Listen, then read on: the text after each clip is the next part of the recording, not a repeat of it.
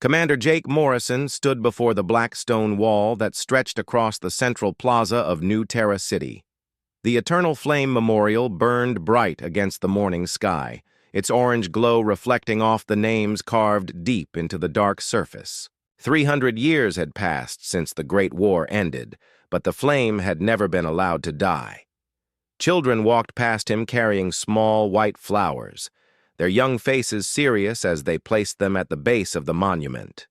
Their teachers had told them about the war, about Earth, about the billions who died when the Zephyrian Empire came with their silver ships and plasma weapons. Most of the galaxy had moved on from those days. The Zephyrians ruled half the known systems now. Their blue-skinned diplomats spoke of peace and progress at the Galactic Council. Trade flowed between worlds, technology advanced, and new colonies sprouted on distant planets. The war was history, ancient and settled, like a storm that had passed long ago. But humans remembered everything. Jake touched the wall where his grandfather's name was carved. Marcus Morrison had died defending Earth's orbital stations when the enemy fleet first arrived. He was 23 years old, just like Jake was now. The boy had grown up hearing stories about that day, about how the sky above Earth had filled with fire, about how the great cities burned for weeks. His grandmother had told him about the refugee ships that carried the survivors to scattered worlds across the galaxy, about how they had signed the surrender papers with shaking hands. A soft voice spoke behind him. "Commander Morrison." He turned to see Dr. Lisa Kane approaching, her brown hair tied back and her face pale with worry. She worked at the Historical Research Center, spending her days studying old battle records and military documents. Most people thought her job was pointless now, but Jake knew better. Lisa had been asking questions that made certain people nervous. "Dr. Kane," he said, nodding. "You look troubled." "I need to show you something," she said quietly. "Something the deep space monitoring stations picked up 3 days ago." She handed him a data pad, her fingers trembling slightly. Zephyrian fleet movements near the outer rim. Large formations, moving in patterns we haven't seen since the War. Jake studied the screen, his trained eye reading the tactical display. Ships were gathering at rally points.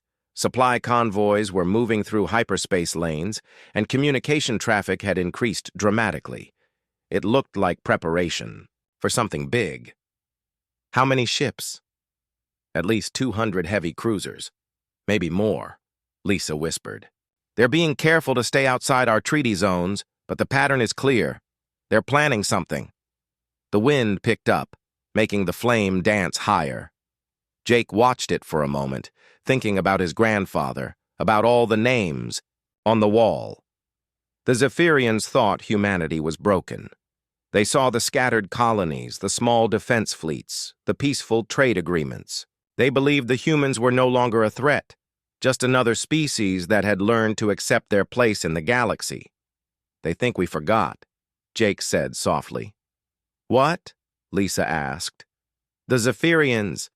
They think we forgot what they did to us. They think 300 years was enough time for us to become soft and forgiving."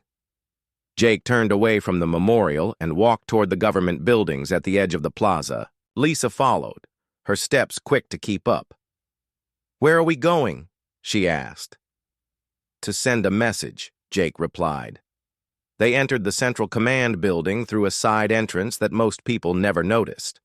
Jake placed his hand on a scanner, and heavy doors slid open to reveal an elevator that went much deeper than the building's official blueprints showed. As they descended, Lisa's eyes widened with surprise.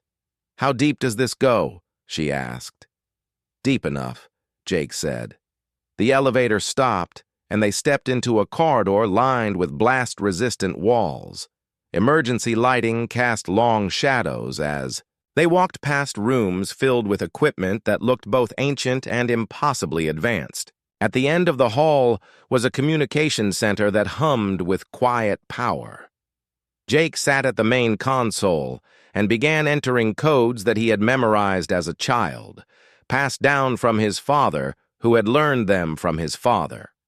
the system came alive, displays showing connection points across human space. On every world where humans lived, similar hidden facilities were receiving his signal.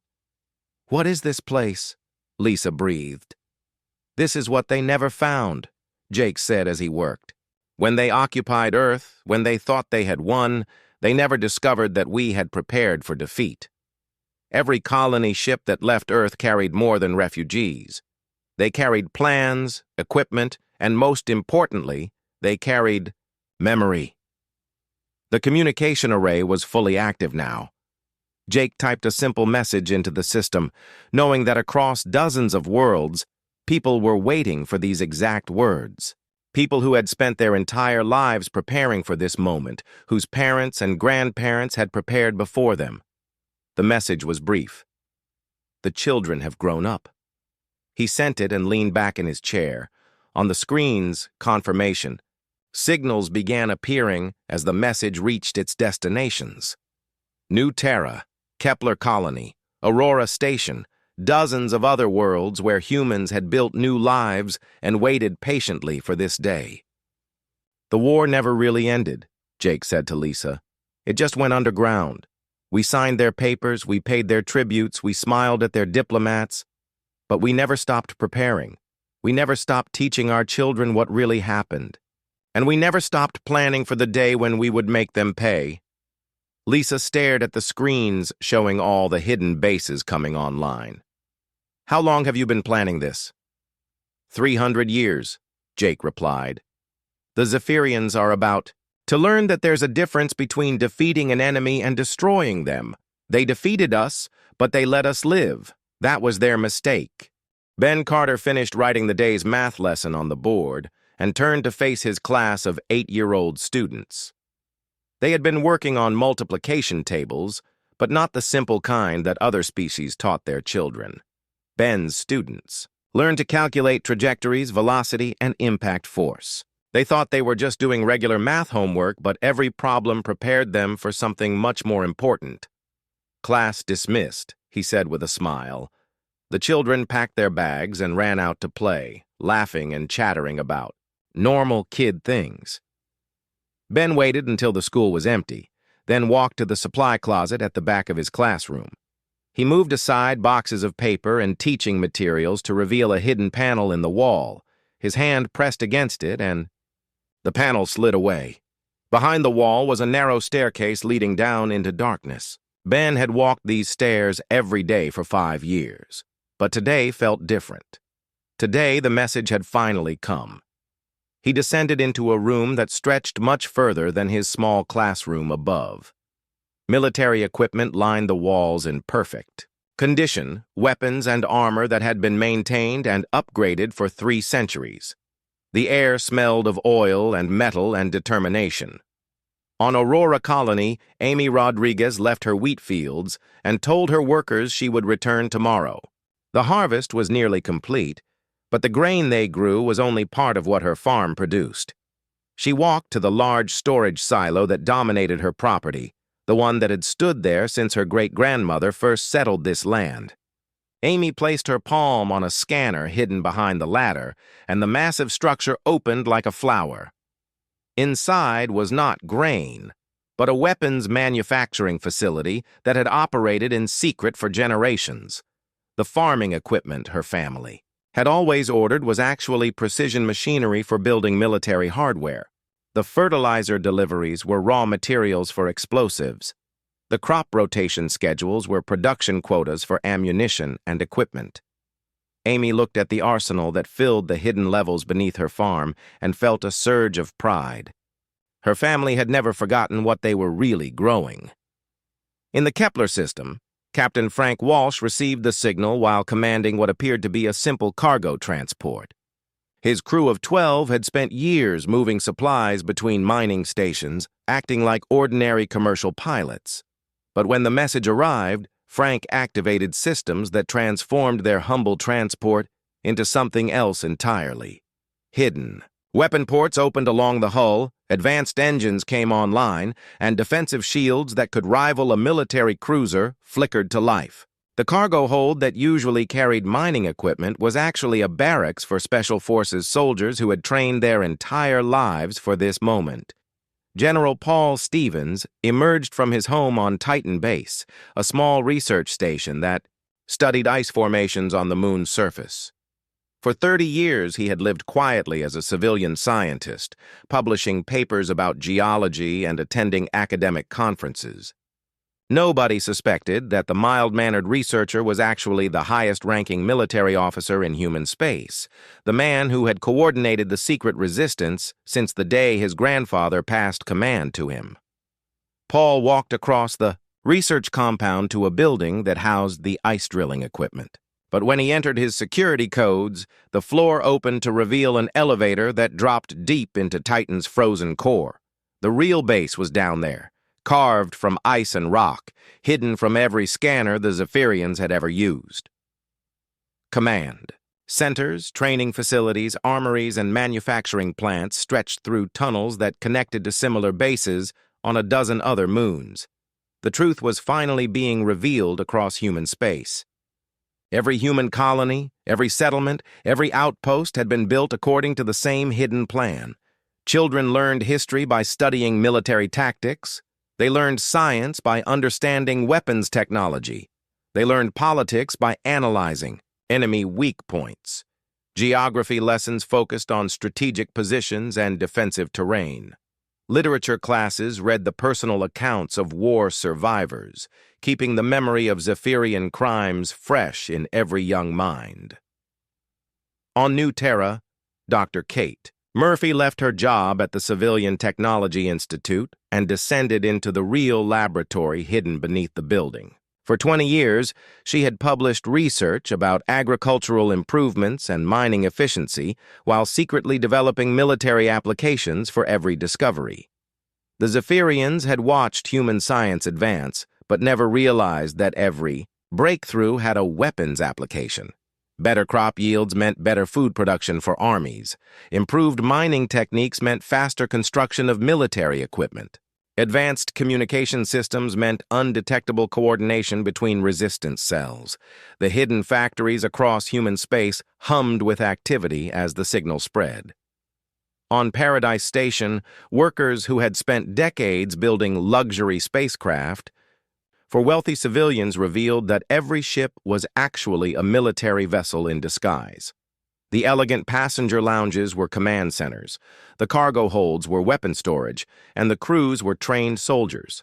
On Frontier Base, miners who had always seemed to work inefficiently were actually hollowing out asteroid stations and building massive defensive positions. Lieutenant Danny Wright sat in what appeared to be an old civilian fighter used for racing competitions. But when he activated the hidden systems, the small craft became something that could challenge Zephyrian interceptors. Its engines were more powerful than anything the enemy had ever seen. Its weapons were designed using 3 centuries of captured technology analysis, and its pilot had trained since childhood for aerial combat. The Resistance had spent 300 years studying every aspect of Zephyrian military doctrine. They knew how the aliens thought, how they fought, what tactics they preferred. Human intelligence agents had infiltrated Zephyrian space, learned their languages, understood their psychology. Every Zephyrian military manual had been stolen and analyzed. Every battle from the old war had been dissected and studied until humans knew their enemy better than the Zephyrians knew themselves. Colonel Troy Baker commanded a strike force that had hidden among asteroid miners for decades. His pilots had practiced attack runs while pretending to haul space rocks. His gunners had maintained their skills by targeting space debris. His engineers had built weapons from mining equipment and disguised military bases as processing facilities. When the activation signal came, the most advanced military force in the galaxy emerged from mines and maintenance stations across the outer systems. The Zephyrians had made one critical mistake 300 years ago. They had assumed that defeating humanity meant crushing human spirit. They thought that forcing surrender and occupation would break the human will to fight. But they had never understood what made humans different from other species. Humans. did not forget injustice. They did not forgive genocide. And they did not give up on revenge, no matter how long it took. General Stevens stood in his command center deep beneath Titan's ice and looked at the tactical displays showing human forces. Across the galaxy, hidden fleets were powering up, secret bases were coming online, and millions of humans who had lived their entire lives as ordinary civilians were revealing themselves as the most prepared military force the galaxy had ever seen. The children had indeed grown up, and they remembered everything their parents had taught them about the war, about Earth, and about justice. Captain Nick Torres stood on the bridge of Earth's vengeance, watching the star field through the main display as his ship approached Kepler Station. The vessel looked nothing like the warships that had fought in the old war. It was sleek and dark, built with technology that the Zephyrians had never seen before. The hull absorbed sensor sweeps instead of reflecting them, making the ship nearly invisible to enemy detection systems. "Distance to target?" Nick asked. 12 million kilometers and closing, replied his tactical officer, Lieutenant Carol Hayes. She had grown up on a mining station, learning navigation by tracking asteroid movements and studying orbital mechanics, through what she thought were civilian engineering courses. Now she was calculating firing solutions for weapons that could punch through Zephyrian shields like they were made of paper. The Kepler station was a massive structure orbiting the fourth planet in the system, home to 30,000 Zephyrian military personnel and serving as a major supply depot for their frontier fleets. The aliens considered it one of their most secure installations, protected by energy barriers and defended by a full squadron of heavy cruisers. Intelligence reports showed that the station commander had not updated his defensive protocols in over 50 years. He was fighting the last war, not the one that was about to begin. "All departments report ready," said Commander Steve Palmer from his position at the engineering station. He had spent 15 years working as a civilian ship mechanic, but his real education had come from secretly studying captured Zephyrian technology. Every component on their ship had been designed to exploit weaknesses that the aliens didn't know they had. Nick opened a secure channel to the strike teams scattered throughout his ship. 24 soldiers led by Sergeant Maria Lopez were preparing to board the station once its defenses fell. They wore armor that looked primitive compared to Zephyrian equipment, but appearances were deceiving. Human military technology had evolved in secret, taking paths that alien engineers had never considered. "Remember the plan?" Nick said over the comm. "Fast, precise, and clean. We're not here to hold territory, we're here to send a message." The tactical display showed Zephyrian patrol ships moving in predictable patterns around the station. They had been using the same routes for decades, never thinking that anyone might be watching and learning. Human reconnaissance drones had mapped every patrol schedule, every shift change, every weakness in their security grid. "Initiating attack sequence," Carol announced.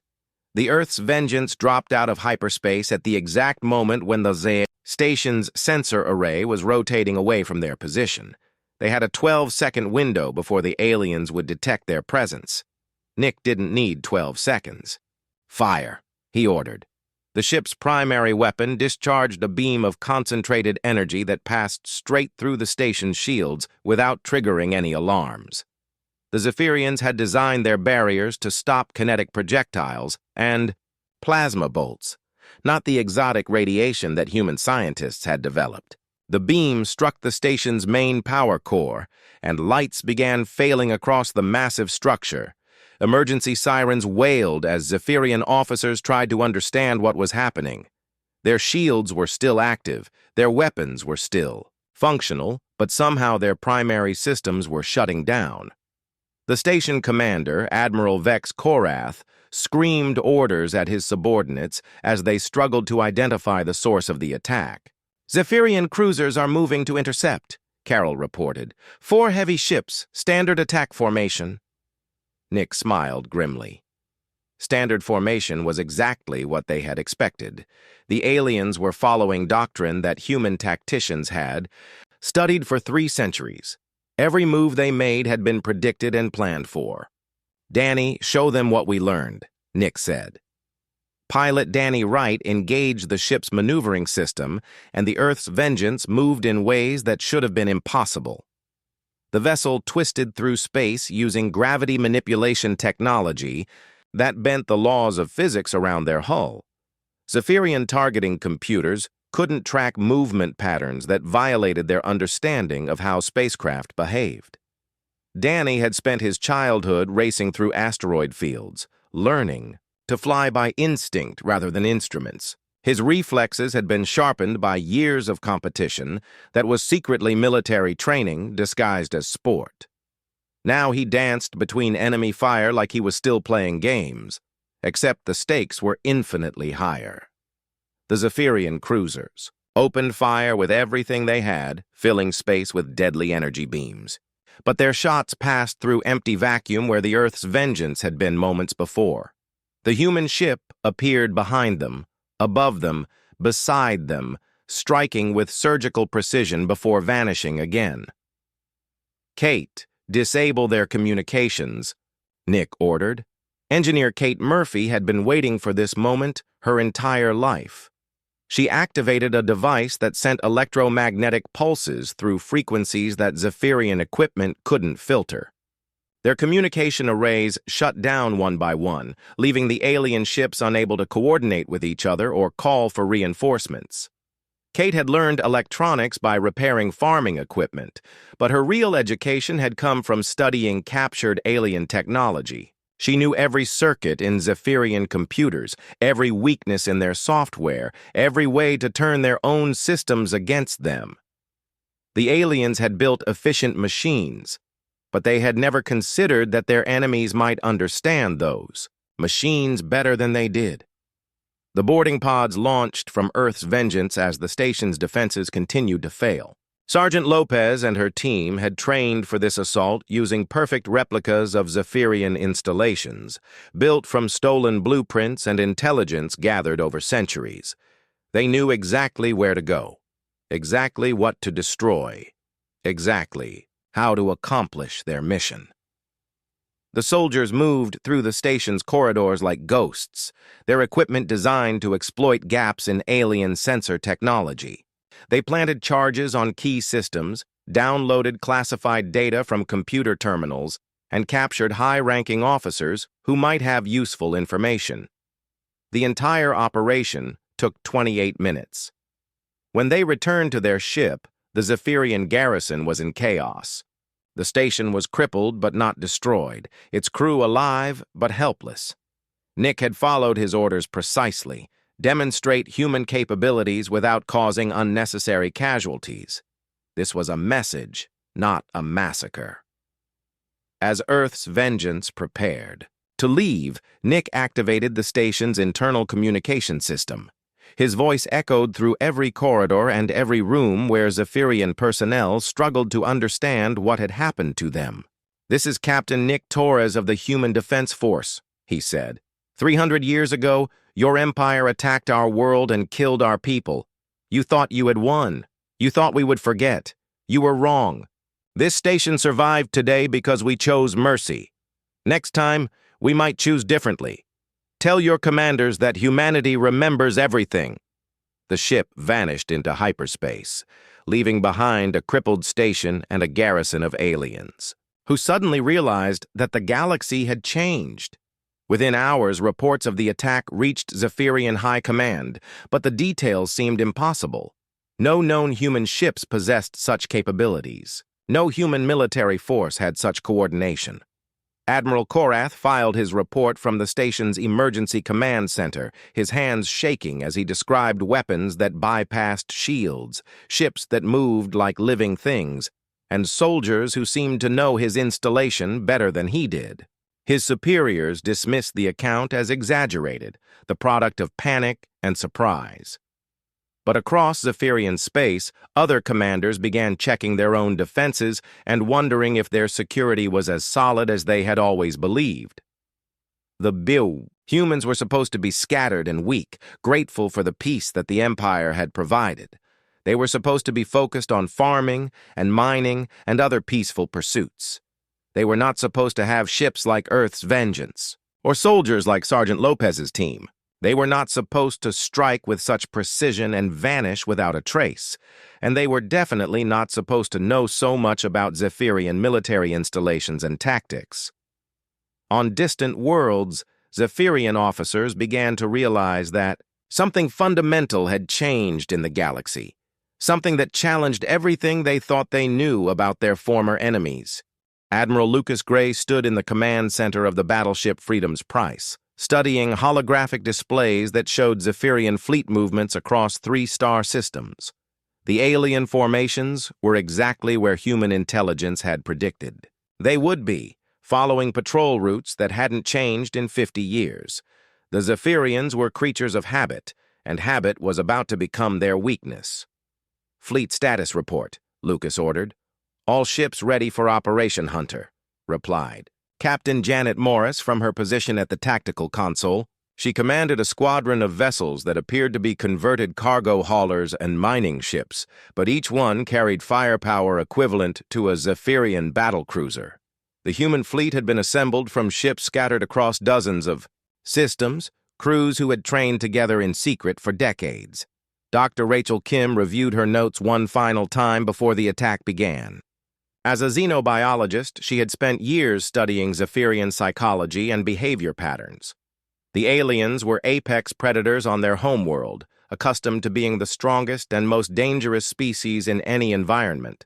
This mindset had served them well during their expansion across the galaxy, but it also created blind spots that humans could exploit.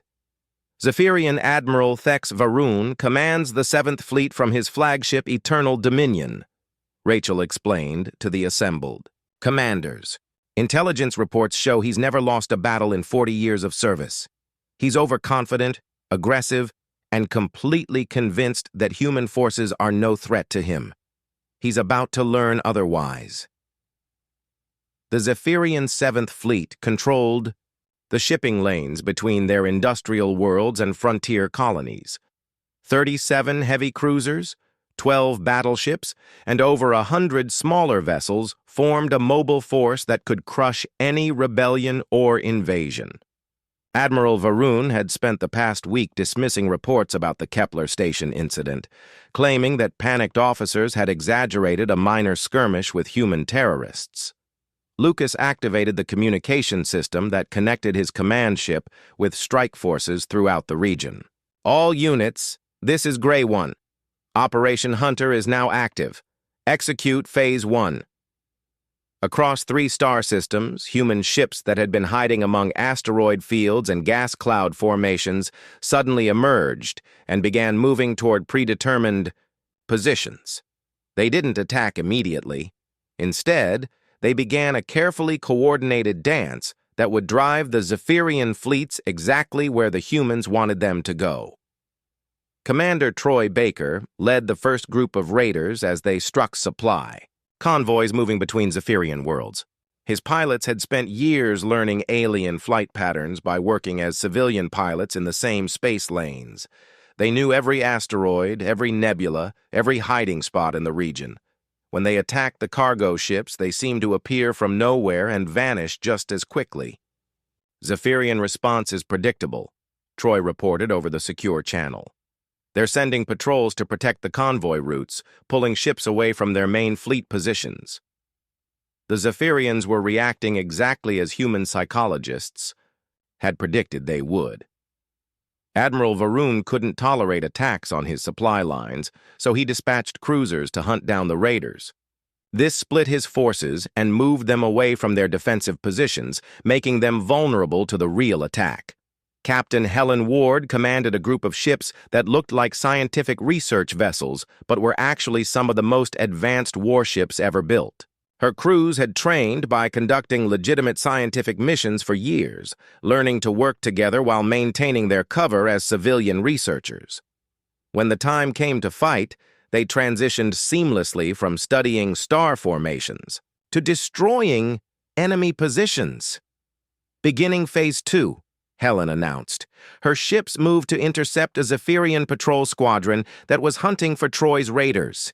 The aliens thought they were chasing down a few human terrorists with improvised weapons. Instead, they found themselves facing a coordinated battle group with technology that shouldn't have existed. The engagement lasted 18 minutes. When it was over, 8 Zephyrian cruisers were drifting powerless through space, while Helen's ships captured their crews and downloaded their computer systems. The aliens had been outmaneuvered, outgunned, and completely surprised by human capabilities. Colonel Sam Davis commanded ground forces that had been preparing for this operation for 30 years. His soldiers had trained by working as miners, construction workers, and agricultural specialists, while secretly building skills for planetary assault operations. When Zephyrian forces attempted to land reinforcements on a contested world, they found themselves facing defensive positions that appeared overnight and resistance fighters who knew the terrain better than the aliens did. Enemy landing zones are secured, Sam reported. Zephyrian ground forces are requesting immediate evacuation. They're not equipped for the type of warfare we're showing them. Admiral Varun's confidence began to crack as reports flooded in from across his command area. Human forces were appearing everywhere, striking with coordination that suggested months of preparation. Their ships moved in formations that Zephyrian tactical computers couldn't predict. Their weapons used technologies that alien engineers didn't understand. Most disturbing of all, they seemed to know exactly where Zephyrian forces would be before those forces arrived. "How are they predicting our movements?" Varun demanded from his flag bridge. His intelligence officers had no answers. The humans seemed to understand Zephyrian military doctrine better than the Zephyrians themselves.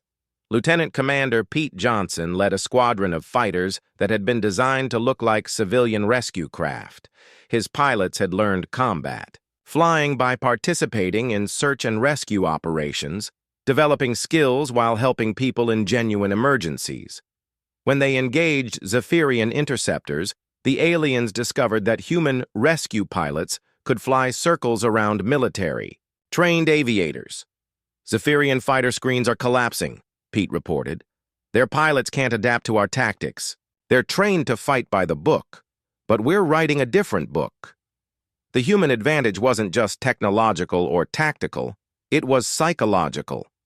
The Zephyrians had spent 3 centuries believing that humans were a defeated species, grateful for alien protection and guidance. They had never considered that their former enemies might be studying them, learning from them, and preparing to fight them more effectively than ever before.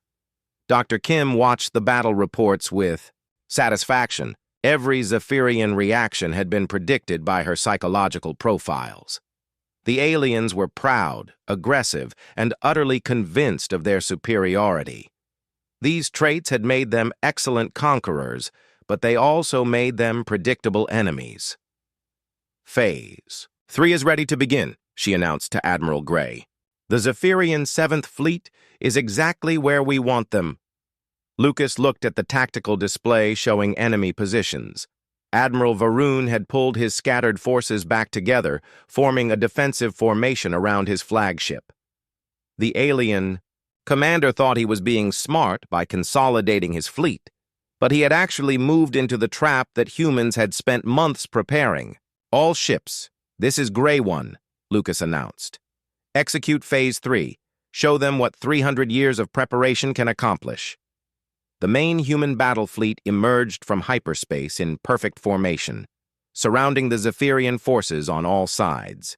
Admiral Varun found himself facing more human ships than intelligence reports claimed existed, armed with weapons that his shields couldn't stop, commanded by officers who seemed to anticipate his every move.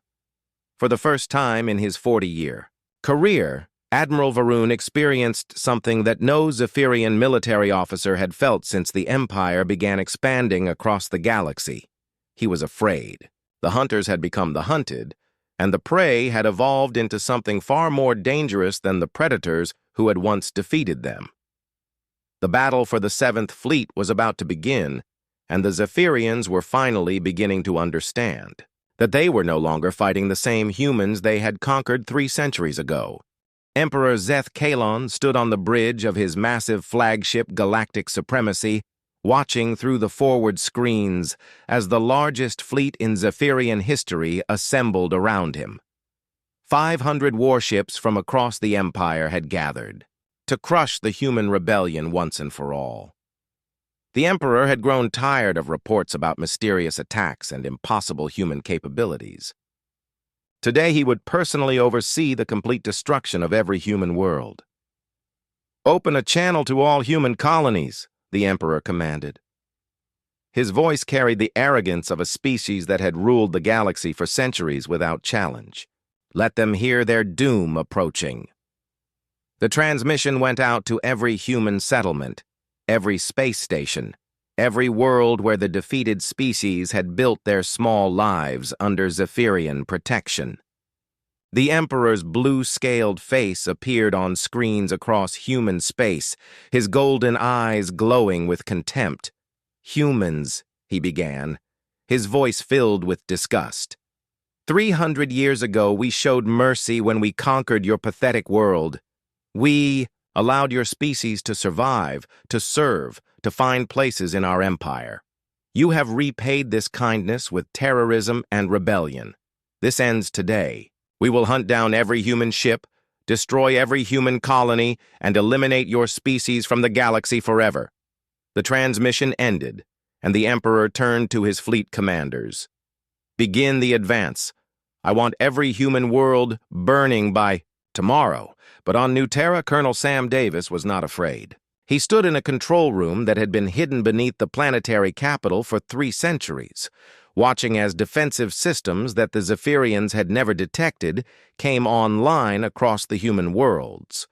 What the aliens thought were agricultural equipment and mining installations were actually the most sophisticated planetary defense network ever constructed. "All planetary governors report ready," Sam announced to the holographic images of human commanders across the galaxy. "The Emperor wants to see human worlds burn. Let's show him what happens when you play with fire." Captain Julia Stone commanded what appeared to be a civilian passenger liner carrying refugees away from the war zone. But when Zephyrian interceptors moved to destroy the helpless transport, they discovered that the passenger ship was actually one of the most advanced warships ever built. Hidden weapon ports opened along the hull, revealing firepower that could challenge an entire Zephyrian battle squadron. Julia had spent 15 years working as a legitimate passenger ship captain, learning to think like a civilian while secretly preparing for war. Her crew consisted of combat veterans disguised as civilian crew members, each one an expert in their field. When the Zephyrian fighters attacked, they found themselves facing opponents who had been waiting their entire lives for this moment. "This is passenger liner Hope's Dream, requesting immediate assistance," Julia broadcast on emergency frequencies, her voice perfectly calm despite the plasma fire erupting around her ship. "We are under attack by Zephyrian military forces." The transmission was heard across the galaxy carrying an unspoken message. The Zephyrians were attacking civilian ships, breaking their own laws about targeting non-combatants. Of course, Hope's Dream wasn't really a civilian vessel, but the aliens didn't know that until it was too late. On Aurora Colony, Amy Rodriguez activated systems that transformed her farming community into a fortress that could withstand orbital bombardment.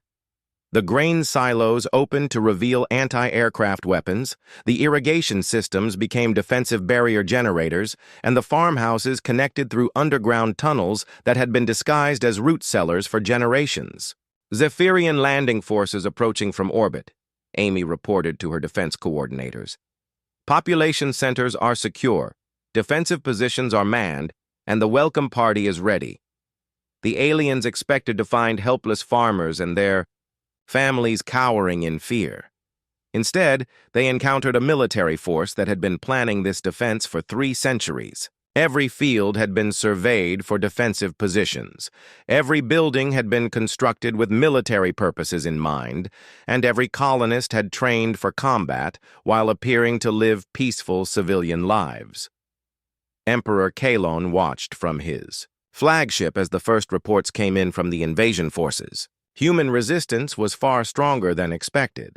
Their weapons were more advanced than intelligence had suggested, and their coordination indicated months of preparation. But the Emperor was not concerned. He had brought enough ships to destroy entire star systems. "Deploy the planetary bombardment squadrons," he ordered. "If we cannot land troops, we will simply burn their worlds from orbit." But General Paul Stevens had been waiting for exactly this moment. From his command center beneath Titan's ice, he activated a network of hidden bases that stretched across the solar systems where humans lived. Weapons that had been disguised as mining equipment and communication arrays suddenly revealed their true purpose. "All defensive platforms report ready," Paul announced. "The Emperor wants to bombard our worlds. Let's see how he likes it when we return fire." The Zephyrian bombardment fleet moved into position above New Terra, preparing to rain destruction on the planetary surface. But as they charged their weapons, massive energy beams erupted from what had appeared to be civilian installations on the planet below. The aliens discovered that human worlds were defended by weapons powerful enough to threaten capital ships in orbit. Admiral Lucas Gray commanded the main human battle fleet as it emerged from hyperspace behind the Zephyrian formation. The aliens found themselves caught between planetary defenses below and a fleet above that was larger and more advanced than any intelligence report had suggested possible. "All ships, this is Admiral Gray," Lucas announced on open frequencies. "Today we settle 3 centuries of injustice. Show them what humanity learned while they thought we were broken." The battle that followed was unlike anything the galaxy had ever seen. Human ships moved in coordinated formations that seemed to anticipate every Zephyrian tactic. Their weapons pierced alien shields that had never been breached before. Their defenses absorbed attacks that should have destroyed them completely. Captain Nick Torres led a strike force directly toward the Emperor's flagship, his ship Earth's, vengeance cutting through enemy formations like they weren't there. The Zephyrian escort vessels that tried to stop him discovered that human technology had advanced far beyond anything they could comprehend. "Emperor Kalon," Nick broadcast on all frequencies as his ship approached galactic supremacy. "This is Captain Torres of the Human Defense Force. Your empire ends today." The Emperor stared at the human ship approaching his flagship, unable to understand how such a small vessel could threaten his massive dreadnought. His weapons officers fired everything they had, but the human ship seemed to dance between the energy beams like it was playing a game. Dr. Rachel Kim watched the battle from the safety of the command center, analyzing Zephyrian reactions to human tactics. The aliens were fighting with desperation now, their confidence shattered by an enemy they had never truly understood. The psychological advantage that had sustained their empire for centuries was crumbling as they faced opponents who refused to be intimidated. "Zephyrian morale is collapsing across all fronts," she reported. "They're beginning to retreat from multiple positions. The Emperor's presence was supposed to inspire them, but seeing their flagship threatened is having the opposite effect." Engineer Kate Murphy coordinated the technical aspects of the assault, using her knowledge of Zephyrian systems to disable enemy ships without destroying them completely. The goal was not genocide, but justice, not massacre, but victory. Humanity had learned to be better than their enemies, even while defeating them. "Enemy communication networks are compromised," Kate announced. "Zephyrian commanders can't coordinate their forces effectively. They're fighting as individual ships instead of a unified fleet." The Emperor's flagship shuddered under human fire, its shields failing as weapons designed specifically to counter Zephyrian technology tore through its defenses. Emperor Kalon realized with growing horror that his mighty empire was being destroyed by a species he had dismissed as harmless refugees. "How is this possible?" he demanded of his advisors. They were defeated, they were scattered, they were nothing, but they had never been nothing. They had been patient, determined, and completely focused on this moment. The Emperor was about to learn that there was a difference between defeating an enemy and destroying their will to fight back. President Elena Martinez stood at the podium in the rebuilt halls of the United Nations on New Earth, looking out at representatives from hundreds of worlds across the galaxy. The war had ended 6 months ago with the complete surrender of the Zephyrian Empire. But the real work of building peace was just beginning. Behind her, the flag of united humanity flew beside the banners of dozens of species that had joined the new Galactic Alliance. Today we establish a new principle for all civilized worlds, Elena announced to the assembled delegates. Never again will any species be allowed to commit genocide against another. Never again will the strong be permitted to prey upon the weak without consequence. The galaxy has learned what happens when justice is delayed, and we will ensure that such delays never happen again. The Zephyrian delegation sat in silence, their blue-scaled faces showing the defeat that had shattered their empire. Emperor. Kalen was in prison awaiting trial for war crimes, his massive fleet scattered and his worlds occupied by peacekeeping forces from a dozen different species. The trials would continue for years, but the verdict was already clear. The galaxy would hold the Zephyrians accountable for every crime they had committed during their centuries of expansion. Admiral Lucas Gray reviewed the final battle reports from his office in the new Galactic Defense Headquarters. The Zephyrian military had ceased to exist as an organized force, its ships either captured or destroyed, its officers either dead or in custody. But the real victory had not been military. It had been the demonstration that patience and preparation could overcome any enemy, no matter how powerful they seemed. Final casualty reports, his aide, Captain Janet Morris, announced as she entered with a data pad. Human losses were less than 2% of our total forces. Zephyrian military casualties were approximately 40%, with most of their surviving personnel now in prisoner camps. Lucas nodded grimly. The numbers told the story of 3 centuries of planning and preparation.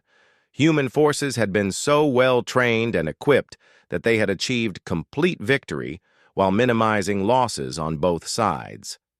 The war had been won through superior strategy, not superior violence.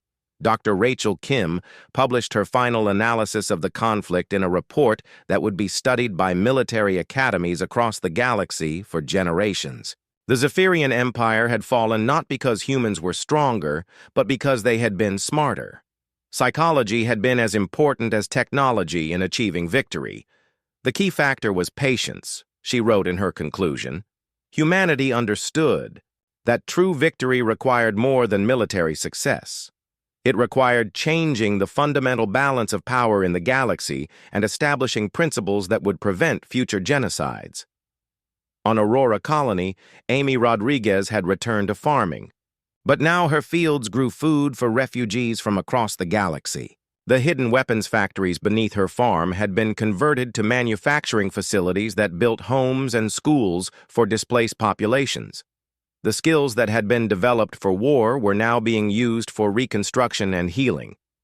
"We spent 300 years preparing for war," she told her children as they helped with the harvest. "Now we'll spend the next 300 years building a peace that will last forever." Captain Julia Stone commanded a fleet of ships that had been converted from warships back to their original disguise as civilian transports, but now they were actually performing civilian missions, carrying supplies to refugee camps and transporting families to new homes on worlds that had been liberated from Zephyrian control. "The irony is perfect," she explained to her crew. "We pretended to be civilian ships while secretly preparing for war. Now we're pretending to be civilian ships while secretly keeping the peace." General Paul Stevens had accepted the position of Supreme Commander of Galactic Defense Forces, but he spent most of his time overseeing the dismantling of the secret bases that had made victory possible. The hidden facilities were being converted to research centers and medical stations, their military equipment recycled into tools for exploration and scientific advancement. "The weapons that won the war will now win the peace," he announced at a ceremony dedicating the former Titan base as a center for interspecies cooperation. "We built these facilities to defeat tyranny. Now we'll use them to prevent tyranny from ever rising again." Commander Jake Morrison had returned to New Terra, where he served as director of the Memorial Museum that had been built around the Eternal Flame. But now the memorial honored not just human losses, but all the victims of Zephyrian aggression across the centuries. Families from dozens of species came to remember their dead and learn about the cost of allowing evil to go unchallenged. "The flame burns for everyone who suffered," Jake explained to a group of young visitors from various worlds. "It reminds us that justice delayed is not justice denied, but it also reminds us that prevention is better than revenge." The children who visited the memorial came from across the galaxy. Some were human, some were former Zephyrian citizens, whose own families had been oppressed by the Empire, and some were from species that had never known war. They learned together about the importance of standing up to bullies, about the power of working together, and about the responsibility that came with strength. Dr. Lisa Kane had been appointed as the chief historian for the Truth and Reconciliation commission that was documenting 3 centuries of Zephyrian crimes. Her work ensured that the full scope of the Empire's brutality would be preserved for future generations, so that no one could ever claim ignorance about what had happened. "History is not just about remembering the past," she wrote in her introduction to the Commission's final report. "It's about learning from the past to build a better future. The galaxy forgot about Zephyrian aggression because it was easier than confronting it. We will never make that mistake again." The trials of Zephyrian war criminals continued for 5 years, with every case carefully documented and every verdict based on evidence gathered over centuries of patient investigation. The proceedings were broadcast across the galaxy, ensuring that every species understood the consequences of genocide and aggression. Engineer Kate Murphy led the team that dismantled Zephyrian weapons technology and converted it to peaceful purposes. The same energy systems that had powered their war machines now provided clean power to developing worlds. The manufacturing facilities that had built their fleets now produced medical equipment and educational tools. "Technology is neutral," she explained to students at the new Galactic Technical Institute. "It can be used to destroy or to create, to oppress or to liberate. The choice is always ours to make." Captain Nick Torres commanded the new Galactic Patrol Fleet that maintained peace across the former Zephyrian territories. His ships were smaller and less heavily armed than the warships that had won the war, but they carried something more powerful than weapons. They carried the authority of every peaceful species in the galaxy. "We don't fight wars anymore," he told his crews during their graduation ceremony. "We prevent wars from starting. We investigate disputes before they become conflicts. We protect the weak before they need defending." 10 years after the war ended, Commander Morrison returned to the Eternal Flame Memorial for the anniversary ceremony. But now, the plaza was filled with children from dozens of worlds, all learning together about peace and justice and the importance of never forgetting injustice. A young girl from a former Zephyrian world approached him after the ceremony. She had blue-scaled skin like the aliens who had once ruled the galaxy, but her eyes held the same determination that Morrison remembered from his own childhood. "Commander Morrison," she asked in careful English, "my teacher says that humans waited 300 years to get justice. Why did you wait so long?" Morrison knelt down to meet her eyes, thinking about his grandfather, about the names on the A memorial wall, about the patience that had made victory possible. "We waited because we wanted to do it right," he said finally. "We wanted to make sure that when we won, we would build something better than what came before." "And did you?" the girl asked. Morrison looked around the plaza at children from dozens of species playing together, learning together, growing up in a galaxy where genocide was no longer possible because everyone was watching, everyone was prepared, and everyone remembered what happened when good people did nothing.